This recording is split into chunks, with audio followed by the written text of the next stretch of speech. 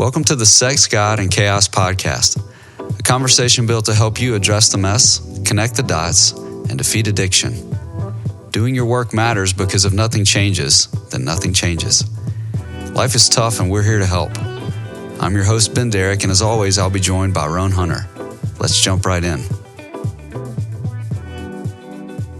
Roan, episode whatever. I don't know, how far into this are we? I think this is episode, 3,271? No, those are listens per episode. Oh, yeah. Yeah, totally different fact there. So, well, look, I've appreciated the fact that we're growing and learning as we go along. We're bringing in some guests. We're bringing in some legacy episodes. And today we're doing something very brave for both of us. And that's going public with the kind of conversations we have in private. Yeah, the most worried person today is Eva. Yeah, well, Cammie, my wife, is fine because I didn't tell her we were doing this. That's the only reason. So I find I really appreciate the way that we were able to be honest and back and forth and our different perspectives of you being inside of the church as a participant, me being inside the church on staff for so long. And as I've said before, I think I have the privilege of being able to talk honestly about it for two reasons: because I committed my life to it for over a decade. Also because the community that I operate within is a very beautiful community that's very flawed in a lot of ways. And I think if we're ever going to get better at how we are participating and doing church in the West, we got to have some honest conversations about that. But we're going to come at it from a little bit of a different angle today, using the terminology of helper trauma, which extends way beyond the church. Can actually be involved with clinicians, people in the mental health industry itself. So I think it would be helpful for our listeners if we just started there with most of our listeners have not heard of helper. They've probably experienced it, some of them, but they weren't able to give it a label. How would you define helper trauma? Gosh, we've heard story after story where somebody went to either a pastor, a counselor, some type of helper person. And I believe that people were well-intentioned and well-meaning. However, what they gave these people, it was not helpful. It was harmful. And we've seen that just in a lot of different ways and cases over the years. And so it's just the idea that, and it can be traumatizing. Some of the things that is passed on to people is somehow it's supposed to be helpful. And it may be a Bible passage or some myth that exists in the church about whatever. It's almost like some of the stuff I hear, I go, where did they get that? Where did that come from? And, it can be, traced back to some terrible out of context Bible translation or verse that is just taken totally out of left field. And then they're told, this is the way, this is the path. And man, it's just damaging. Sometimes, we call it treatment trauma, but I think helper trauma covers a wider range of just problems and people actually seeking help and getting harm. Yeah, I actually love the change there to helper trauma because it actually includes that peer-to-peer or those friends who love to get into situations and give advice, those counterphobic friends who are like, this is what you should do, or I would do this. And so there's a lot of confusion often around when people do develop the courage to pursue help. If they go to the wrong place, whether it be an ill-equipped friend, an ill-equipped pastor, an ill-equipped therapist, that those are actually out there, I think is important to put out in this space because many people who are listening to this podcast have been to a session or 2 or 10 and just don't understand what's being delivered to them, and they interpret their confusion about the methods or the way to investigate what's going on in their life. They interpret that confusion as something is wrong with them. Actually, there's something wrong with the help that's being offered to you.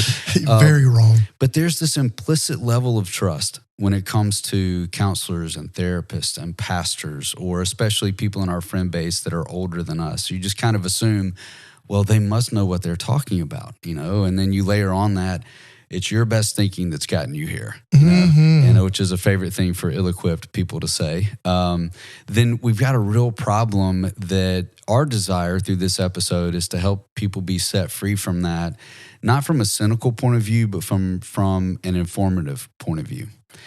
Oh, yeah, absolutely. You know, one of the things we often say is, you know, if you're going to see a counselor, or therapist, it's like the first thing you need to ask them is, tell me about the work that you've done. Oh, boy. Yeah. I would back up and say that again. Yeah. Tell me about the work that you've done. Yeah. It's so important. And, generally speaking, that's a good rule of thumb, because if they haven't done their own work and they, gained their knowledge from a textbook, you're probably not going to get a lot of help. And so it's just so important to find out how much time they've spent sitting on the couch before you engage with them. And it's okay to interview your therapist, your counselor, because, we're actually, what we're doing is sitting in a room, talking with people. Mm-hmm. We're not doing brain surgery. Whether I've got a degree from Harvard or whether I've got a degree from the community college, so much of it in this realm, it really is just, I would say, experience and wisdom, and usually those two things go hand in hand. Hard-earned wisdom from bad experiences is mostly, I think, how we learn a lot in working with this. In our own lives, and I think even, let's talk culturally for just a moment. If you walk into someone's office and you see certifications and diplomas, those are kind of the things that we put up there, and many of those are hard-earned. Great that you would want to celebrate those things.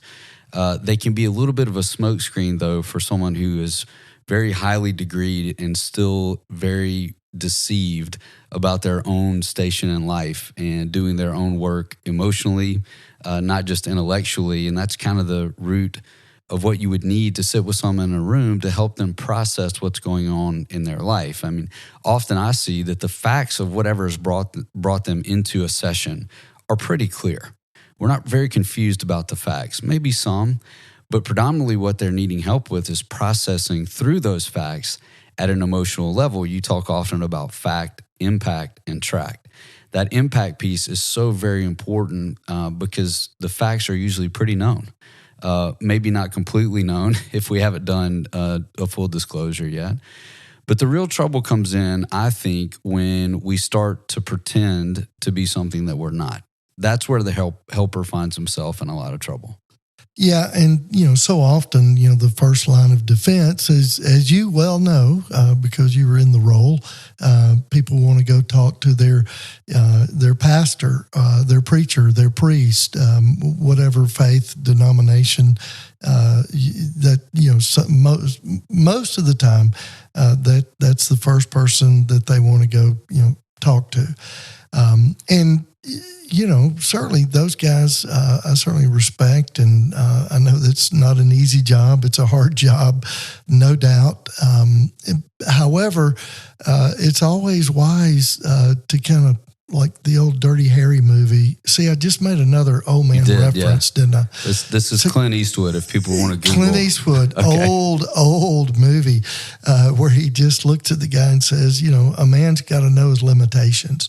And I think that's just good advice for all of us, is just the idea. It's like, if I don't really know what I'm doing, I probably shouldn't rush in where angels fear to tread, right? Yeah, that's very true. However, it does happen on a very regular basis. Very consistent. Yes. So let's extend some grace here, which is, I know, a very churchy thing to say, but let's try to walk a mile in that other person's shoes. They're approached on a random Thursday morning. All hell's broken loose inside of a marriage. Husband and wife drive up to the church in a fury, and then they're sitting in the pastor's office, and you're going to be in that situation unprepared maybe once. But after that, you're going to start preparing yourself, maybe in a lot of the incorrect ways. But many of them are trying to do right by their constituents, the people that are trusting them. I think best practices, and I would lay this on any pastor out there, having been one for so long, the best practice would be to handle the level of confession that person is ready to do. because that is your role as a spiritual person and guide in the community. And then after that, help the person or the couple get clarity about the work that's ahead. And that work being handed off to someone who actually knows what they're doing, right? Yeah, the thing that I just over the years I get frustrated with is I always call it just the magic Jesus bus, which I'm always for it, man. I tell people, man, when that sucker stops by my house, I'm getting on. I'm on it. I'm looking for it. I want it. However, in my case, the bus hadn't stopped by the house, and so what I've had to do is I've had to do my work, and I believe that what God is interested in on this faith journey. Ultimately is just the development and the formation of my character into the image and likeness of Jesus. Not that I'm going to be Jesus. I'm certainly not and never will be. But it's the idea of just, the image and character. And he was the model of the most well-bounded human being that ever walked the planet. And he offered us so much in Scripture about how to actually live life and live it abundantly. There's words to that effect. And oftentimes at church, I sometimes wonder if I'm just in a weekly kind of evangelism explosion rally, because I'll hear, Jesus, Jesus, Jesus, which I'm sure Jesus appreciates that. However, when he was here, he didn't preach Jesus. I mean, he preached the Father. He pointed us to the ultimate role, and he pointed us to relationship with the Father. And so and then he gave us a model, and he tells us what it means to actually live it out on a daily basis, even in practical terms. The stories, everything in there is all about what it means to be a whole, healthy follower of Jesus. And so I think sometimes it's almost like we just, we preach the magic Jesus bus and we're waiting for it to show up, and we look around the church and you're thinking, man, everybody got on the bus but me or something, because it just hasn't worked that way in my life. And then you feel shame and you feel less than, and it just perpetuates the very thing that we're all struggling with on some level. And it's really kind of sad. Yeah, it is. I think that's the thing that motivates me these days.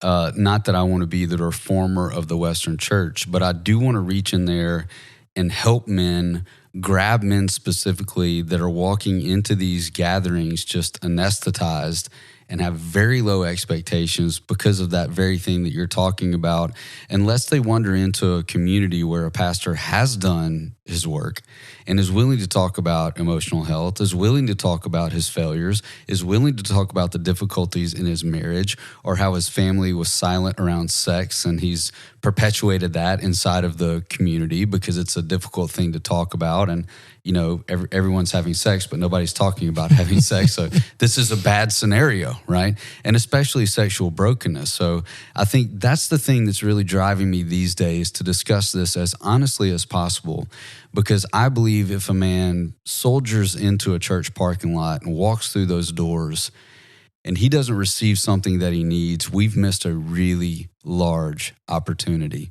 And it's happening over and over again because we experience the programs of church, but the process of life change seems to, at the very least, get watered down or muddied in some way.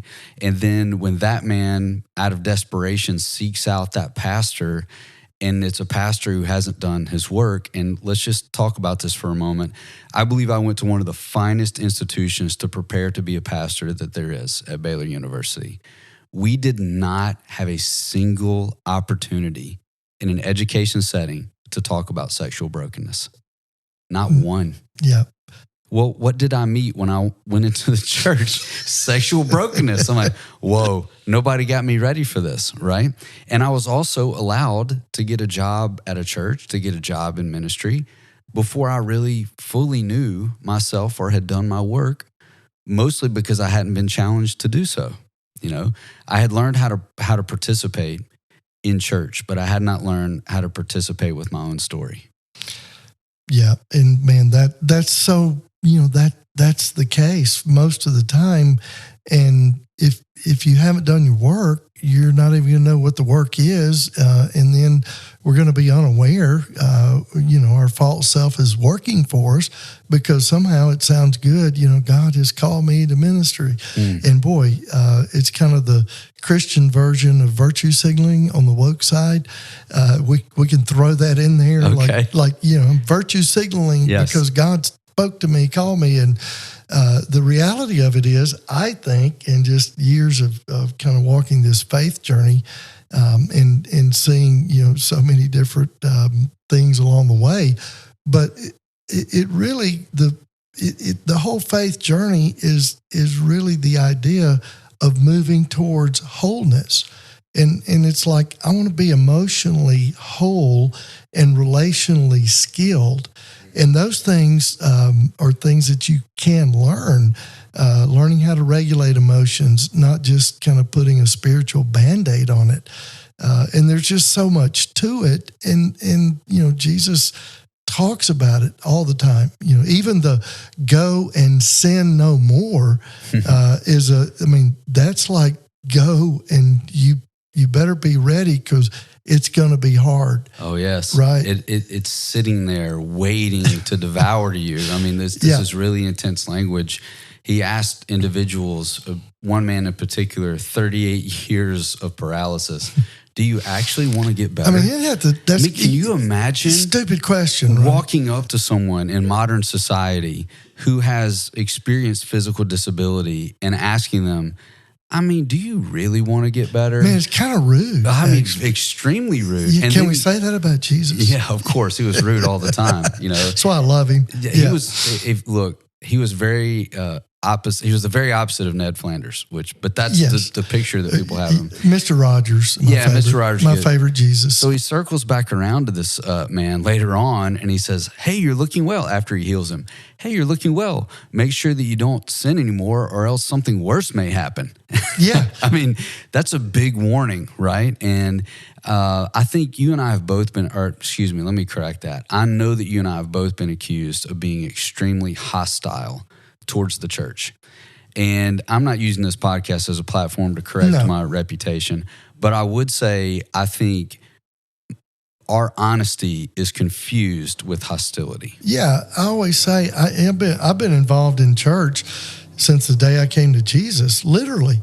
And I've been a part of a church, involved in church since that day. And I was 20 years old, and I'm a little older than that now. Right. Yeah.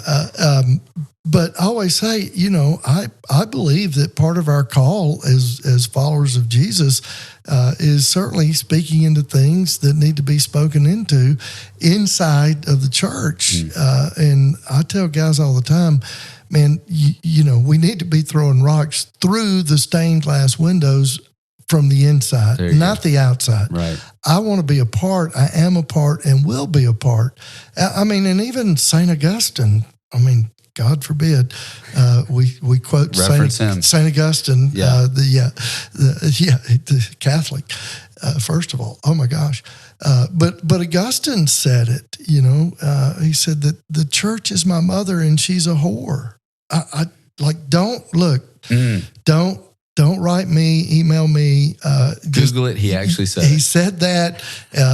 Call St. Augustine. Yes. I think there's a complaint line. Probably a complaint I don't know. I'm just amazed times because I say things that, the church fathers throughout church history have said. Here's another thing people don't know. Martin Luther, the Reformation. We wouldn't be sitting here doing this if it weren't for him.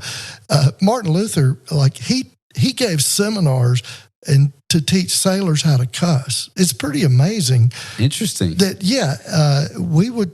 Martin Luther would not be allowed in your average Bible Baptist Sunday school class. I don't know. But we've obviously both taken those seminars as evidenced by our time in the woods. Oh, gosh. What I find very interesting is part of what we're trying to do is not disassociate from these communities, the Christian community or the mental health community. We're trying to engage with these communities 100%. as best we can, and to make sure that the people who are pursuing help in those modalities are able to find sound thinking about these things and people who are equipped to handle these sort of situations. And that really is the tragedy, isn't it? That some people pursue education, they pursue certifications, and the only thing stopping them from being good helpers is engaging with their own life and their own story. Yeah. So this is why you would say it's the number one question that we should ask, because I think our listeners are probably looking for some practical advice at this point in the episode. When you sit down with a counselor, when you sit down with a pastor, you would say the number one question to ask, hey, before we get started, tell me about your work. Even if you have to blow 30 minutes of the first hour. Oh, Hunter, yeah. It's so important. And even, dude, you went to seminary. Seminary. Yes. It always slips. I don't know. 3 whole years of my life. Yeah. But how many courses even did you take on like marriage counseling in seminary? We had a portion of one class, one semester that was about premarital. And I respected the man very much. His advice to us was, if a couple has decided to be married, they might as well do it under the covering of God. Wow, that was his advice. And that's very practical and helpful. And then, how many courses did you have during that time on just what I would call healthy sexuality or sexuality? Zero. None. Zero. Oh, yeah. I knew the answers. Our right? emotional health classes or our preparation fell under the term spiritual formation. And thank God they were doing a lot of stuff with the Desert Fathers uniquely, which was really helpful. That is. But I was outside of the Southern Baptist ecosystem enough to where I was able to grab those things. But I've been trying to convince people for a couple of years now, just because I can sermonize well and study the Bible well and present 30 minutes of a very narrow scope of material inside of the Bible, doesn't mean I'm equipped to help you through your sexual brokenness, through your pornography addiction, through your affair disclosure. All of those things require very specific type of training. Not only that, but also reps. Reps where you're learning from people who have done those sort of things before. And I think it would be a good place to mention, because the pastors have turned off this episode by now. Oh, yeah. But there are certain... throwing rocks at the radio. Yeah, exactly. Stoning. Yeah. There are certain people inside of the therapy, the counseling space, that do not specialize in some of the things that you may be going through in your life. So that's another layer of the question. Tell me about your work. Yeah. After that, okay, then tell me, do you sit with people in this scenario frequently, often, more than once? Oh, yeah. Right? Yeah. Again, we're not just picking on pastors. It's a hard job. We get it. Obviously, you get it more than I do. That's right. But I can pick on the therapist and just some of the things that we've heard from couples or individuals that have come to us after going to other counselors and therapists, and just some of the things that they were told and what they got. Like, what have you been doing? And oftentimes, I will sit with somebody who saw another therapist for some, a pretty good period of time, and I'll always ask them, tell me about the trauma work that you've done. And when they say, I haven't really done any of that. Or what's trauma? What's trauma? Yeah. Then I know, wow, you square one. Yeah, you've spent a lot of time kind of spinning your wheels, talking about your feelings or something. I don't know what they did, but it wasn't much. Worksheets of some sort. Yeah. It's always great. And then, just, story after story in some ways. And specifically when it comes to this arena of sexual brokenness, sexual betrayal trauma, porn addiction, sex addiction, sexual brokenness, our preferred term. Yep. It's just, there's just a lot to it. And of course, we work with anything and everything. But like this issue gets to the core of every relationship. I tell people often, we specialize around sexual brokenness. However, we're kind of like the guy that can rebuild your Lamborghini at this level of work. We can probably fix your Rambler station wagon. Yeah, I don't know. Yeah. We're fully prepared for whatever work you bring our way. I think we can, because, and that's the part oftentimes people think, I don't know what people think, but it seems it's like, oh, they work with sex addiction, which wouldn't even like the term, but really what it is, at the root of it all, it's an intimacy disorder, and it has to do with attachment issues. It has to do with emotional regulation, dysregulation. It's all the stuff that affects every other mental health issue or emotional issue that anybody has, because this cuts across the grain in it's every aspect of your humanness, your entire soul. So yeah, we can work with about anything. Yeah. The number of sessions that are usually required just to untangle the two words sex and intimacy is a big tell on how we're all trained as society. Those are the same. What? Wait, it's like two different words, very kidding. same thing. Yeah. So speaking of definitions and words, I love to take a second to talk about, because this happens in both modalities inside the counseling space and the church space. Let's talk about spiritual bypass, because I think if we were to rank helper trauma, spiritual bypass would probably be in the top 2 or top 3 as a technique that's offered to people who are hurting that just feels empty, but they probably don't know that there's a term for it. Yeah, it's kind of like, every day with Jesus is sweeter than the day before, right? Just hit me right in the feels there. Yeah, it really did. I could tell, just forgetting what is past and pressing on towards the goal to win the prize. And it's like, just, forget about all that stuff. No man who looks back. They even quote Jesus. I know. Move on. Out of context, quoting Jesus, I have found not to be helpful. But it's. I heard Tim Mackey say the other day, a guy that's with the Bible Project, they're doing incredible stuff. But he termed that, he said, I heard a pastor rip a passage from the context, bleeding all over the pages. Whoa, that's exactly how that happens. Yeah. So spiritual bypass is like laying these, what could we say, like Christian radio statements over things, or Christian greeting card statements over things that are very real and very painful. But we've been taught, you should be a new man now. The old has passed and the new has come. That's funny, because I looked at porn and masturbated last night. So past when, know, or the wife is like, that's funny because we were just in an argument all the way to this session. So obviously neither one of us are new people right now. But the spiritual bypass aspect of helper trauma, it feels like such a betrayal, because it's a source in our society that feels like it should be so helpful, and it's delivered in a way that doesn't feel helpful at all. And then you feel full of shame and full of guilt that you apparently can't ascend enough to this spiritual reality to understand how helpful that could actually be.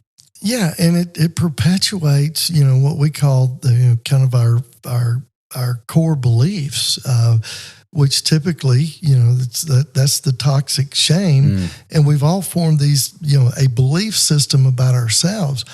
Oftentimes I say this work that we do, it really is spiritual formation. Our spirits are formed from the day we're born until the day we die, for good or for evil.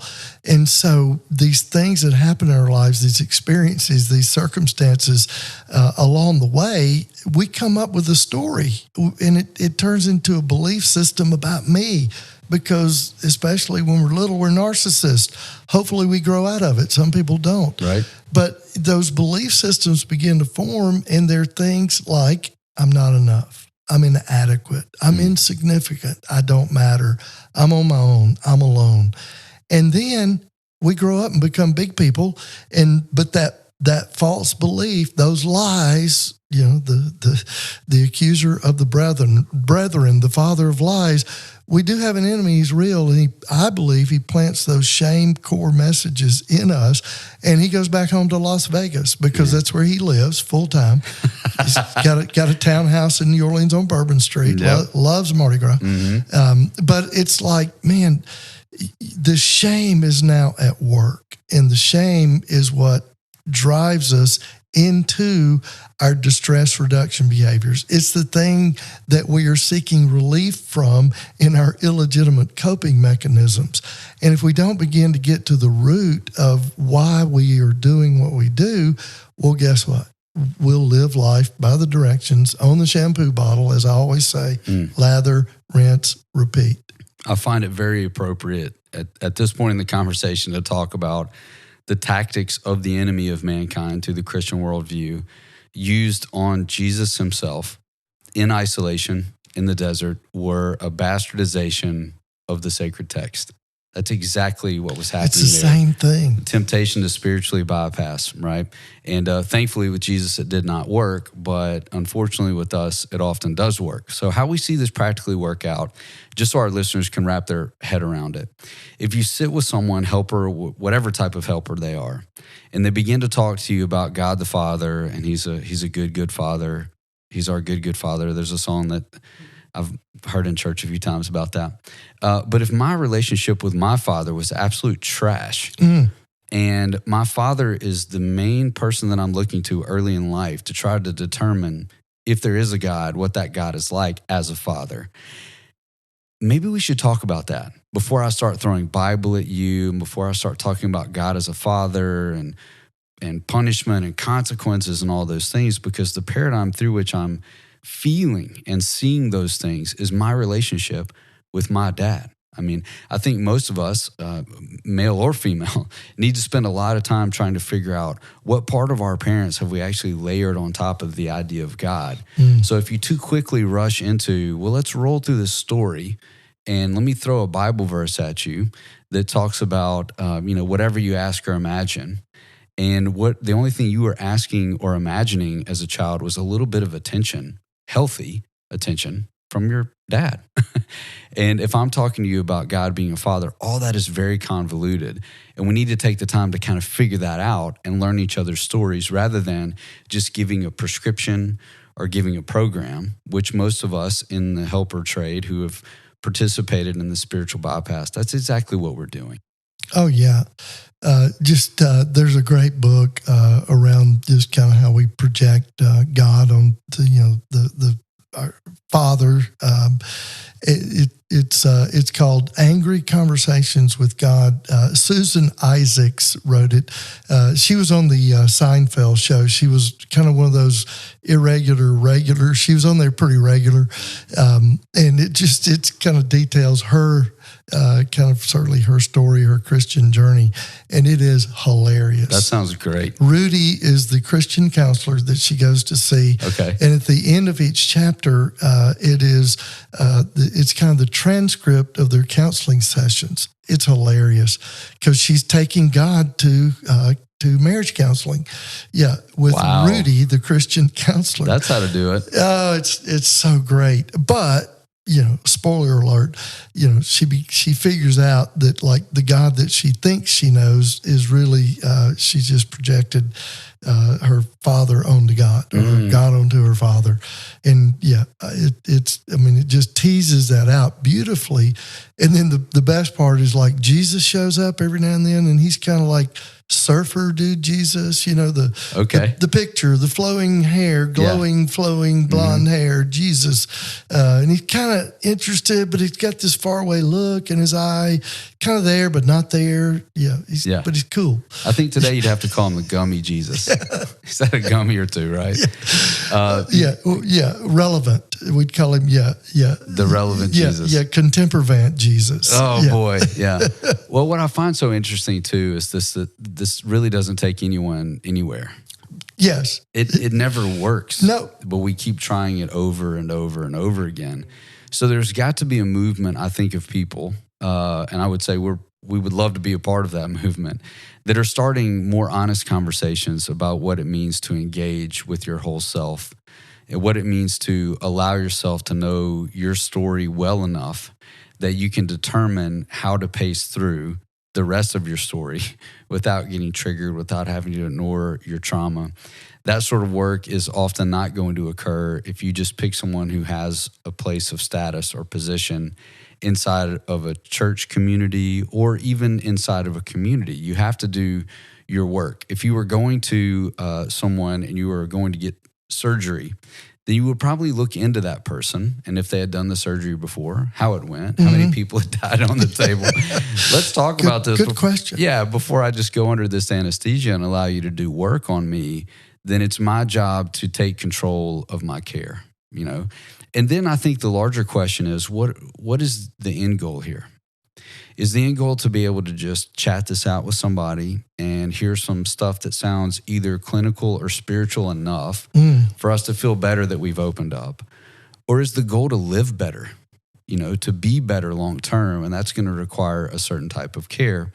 And it unfortunately means that there are so many out there who have websites and they have phone numbers of business, but they're just not ready. TikTok therapist, my favorite. Oh, my goodness gracious. I don't participate in TikTok for obvious reasons. Me either. But I feel like I do because people will pull their phone up and say, you know what I heard the other day? Yeah, on TikTok. Yeah, so this was outside of session, but I think this gives a definite example of what we're talking about. I had a man sitting down with me, we were having a meal, and he said, you know what, and he was using expletives, and I don't want to have to worry about editing those out, but he said, I'm just so mad at God, and I feel bad about that because I know it's wrong. Mm-hmm. Wow. And I set my fork down and I said, very biblically, who told you that? Who told you that it's wrong to be mad at God? Because the way I read the Bible and some of the most holy people that I'm in a relationship with have spent extended periods of their life very angry with God. Yeah. And they took their anger to God. And you know what he said to me? Well, my parents told me it was wrong to be mad at God. And I said, well, your parents were wrong. Yeah, that's just bottom line. They were wrong. They were teaching you things that are just not correct. Yeah, you know? and not helpful. No. Right?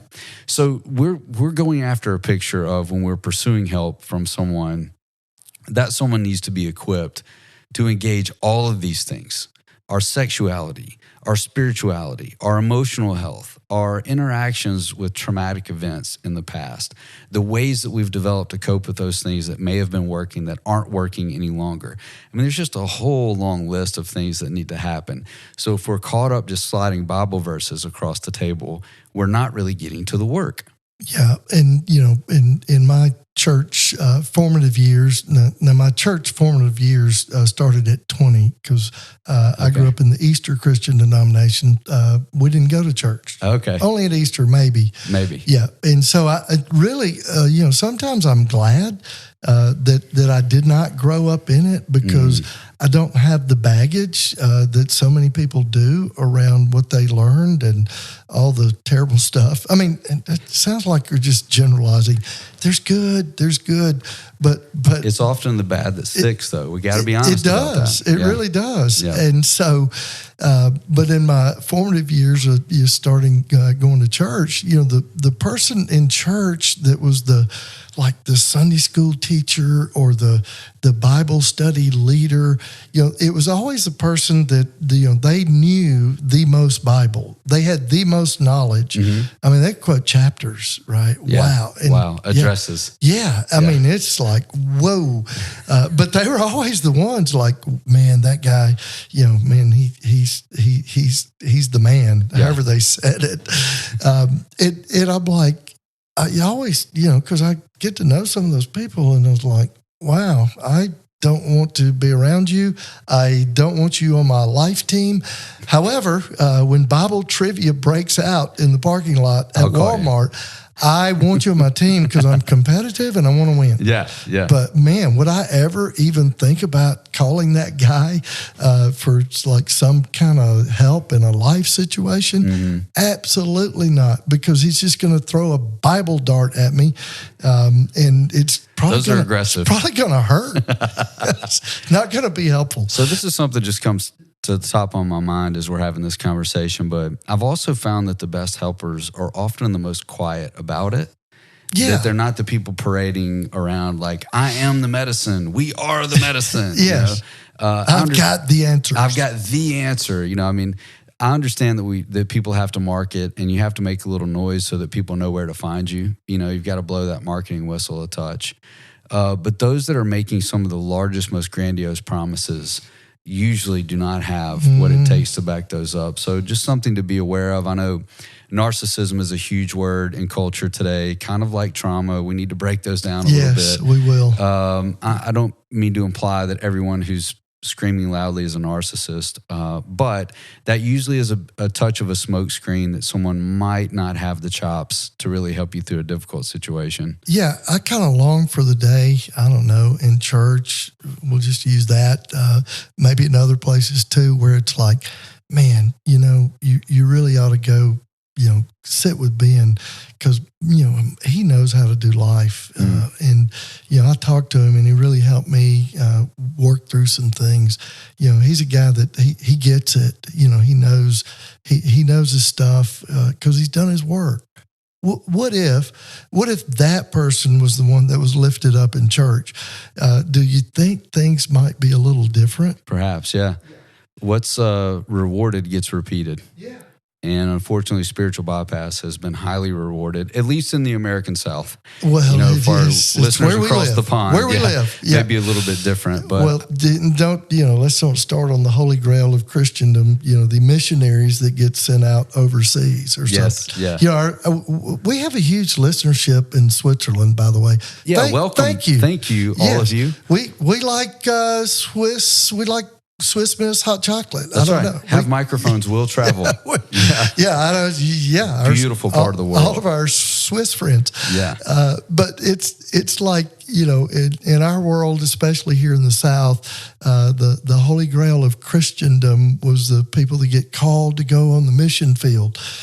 And, I used to even sit there in church going, I'm looking, I know some of these people sitting around me, and I always thought, I think the greatest mission field on the planet is probably inside the four walls of that church on Sunday. Why are we sending people? They need to be sending people over here is more my guess. Yeah.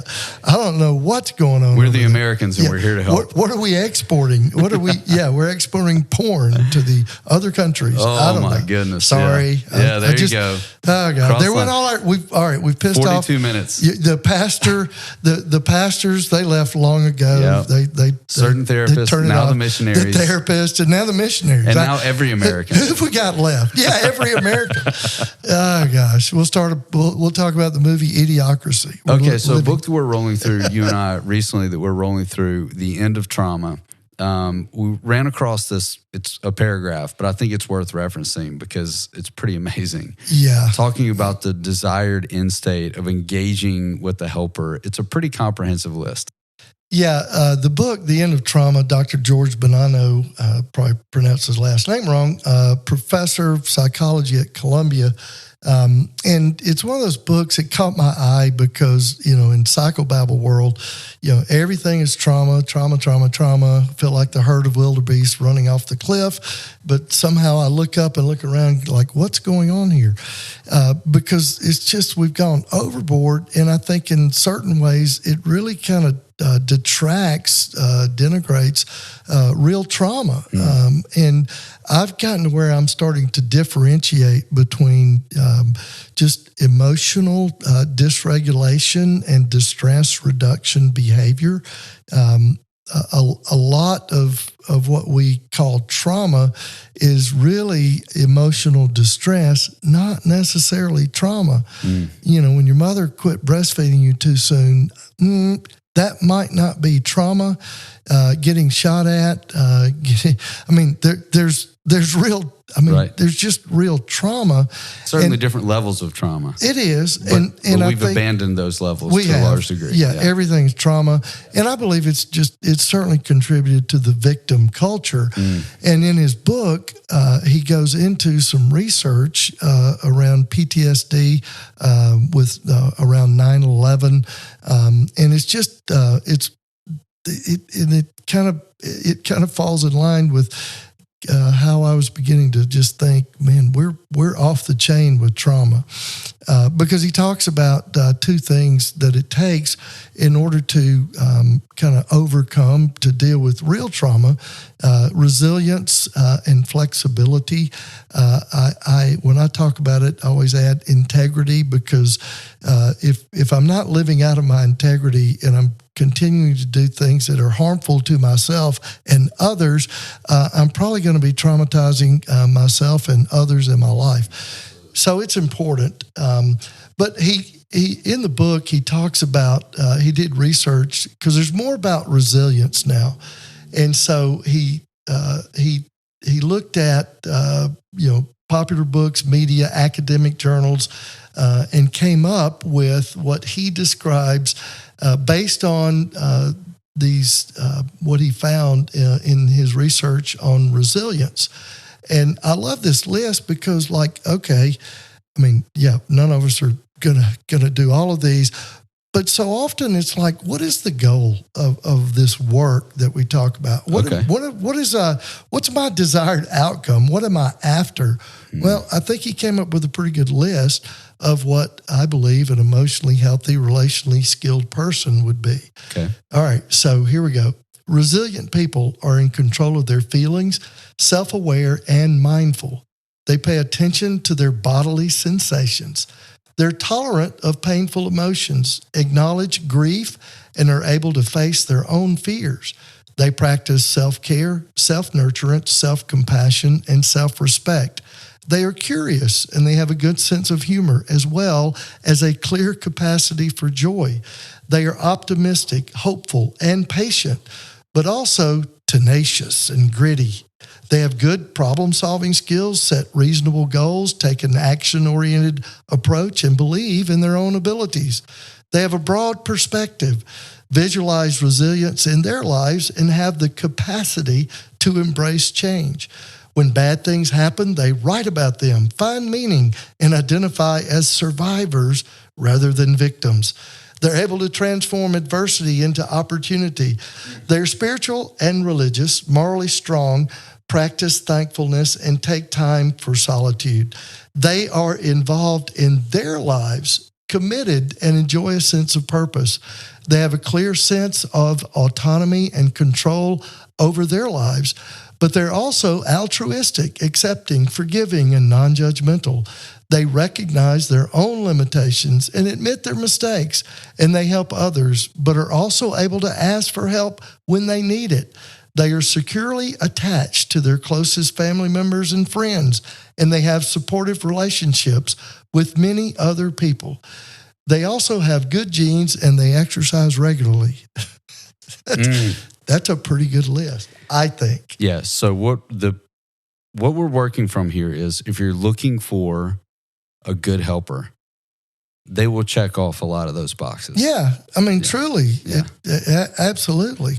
And it doesn't matter that they have the label pastor. Yeah. Or that they have a website as a counselor or a practice or group. When you sit with them, you need to have that list in mind and asking those questions, because a good helper is going to be able to engage with that list.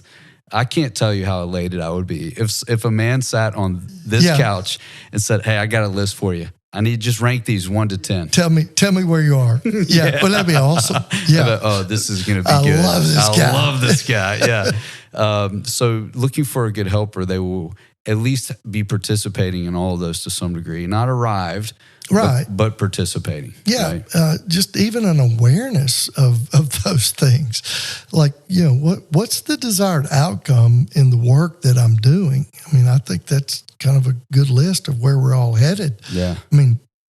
It's just so interesting. It's like when you, it just in going back to just our spiritual life, spiritual journey, so often I believe the reason we go towards like Bible knowledge, right? Because it's kind of like a list.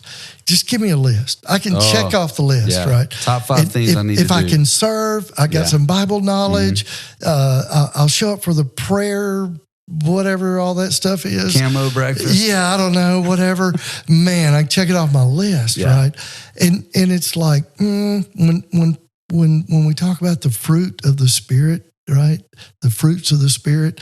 I mean, those things are not, you just can't kind of put your hands around it. Mm-hmm. That's why we don't hear a lot, I think, about what does it look like to be emotionally healthy, because it looks like love, joy, patience, kindness, goodness, gentleness, self-control.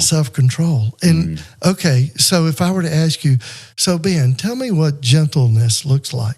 I mean, you'd have one kind of thought about it. Yeah. I'd probably have another. Tell me about goodness. Even now, here's the big one. Oh boy, tell me what love is, right? Because man, today we have such distorted views of what real love is because of movies, culture, music, all the stuff that's gotten commingled in with our bad theology, terrible preaching, and what we're told, and we don't really know. And so it's a problem. And so like this list is in some ways it's very practical, because I can't put my hands around these kind of existential character qualities, whatever they are. Yeah. So I'll just memorize some more Bible. So final question for this episode, because we're running short on time. Let's say the listener has found themselves like, oh, yeah, right on. Yes, I've been there. I know what you're describing. How do they convince themselves to re-engage, to find a healthy helper? Yeah, I think just the want to. I mean, like if you're listening to this podcast, there's some want to there, right? There's willingness. I always loved Dallas Willard. He always said, you just got to be willing to be willing. I don't know how. I don't have a plan, but man, I'm willing, right? And so just that is huge. And I think the fact is that, always I'm going to be involved in church. And so many of the people that I've run across, the men that God has put into my life, they've come through church. And so I would say there are others out there that kind of think and feel the way that you do. You just don't know it because there's nobody really talking about this. But you sometimes you have to put yourself out there, which is part of your growth. You may have to initiate, asking somebody to go to breakfast, or, hey, can you meet me for coffee? Let's have a conversation and kind of figure out, where's that guy coming from? Tell your story, right? Yeah. We're scared to do that. But I mean, that's kind of what the gospel is. I think it's the good news of I once was lost and now I'm found. Yeah. I love your advice there. I think I would just say as well that pursuing the person in a position might not be the most appropriate first move, but looking around and finding people that are like what you want to be in your healthy versions of who you want to be, finding those people and initiating a conversation, developing confidence and asking those two questions that we leave in our childhood. Will you come out and play? And can you help? Oh, yeah. If we could convince more people to start asking those questions to each other, will you go on an adventure with me where stories are shared and told all the time? And can you help me? Can you help me figure out? I'm having a lot of trouble with my teenage son. Yeah. And I know that you've raised two teenagers. Can you help me? We often say it's a person telling another person where to find bread. Oh, yeah. It's like, we talk about, the guy down in the hole, and, the guy that walks by and he's yelling up, help me out of this hole. I can't get out. I'm stuck. And the one guy says, hang on, I'll be right back. And he comes back with a book on getting out of a hole and throws it in there. And the guy's like, this doesn't help.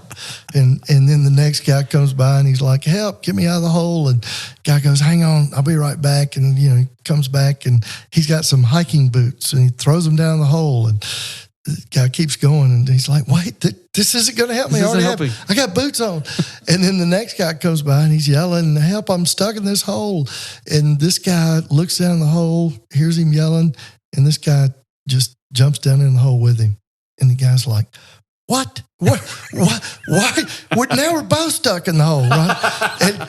And the guy looks at him and he says, yeah, we are. However, I've been here before and I know the way out. To learn more about what you've heard today and to engage with the Sex, God, and Chaos team, visit sexgodchaos.com.